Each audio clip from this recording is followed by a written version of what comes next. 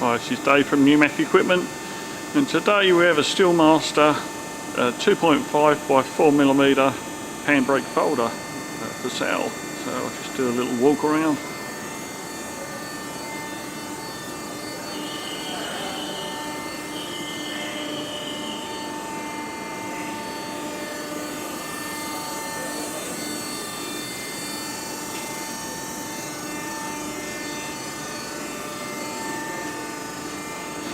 The machine's capable of being operated in manual or auto mode, so I think she's in auto at the moment, so I'll just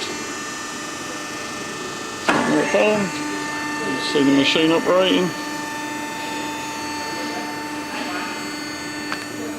and when it gets to Hall effect sensor it will go back down.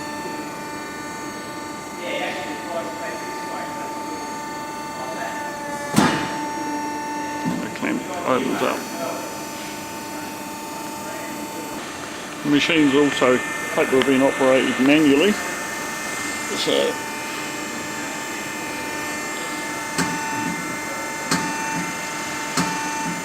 that's the clamp, which can also be operated by the foot switch.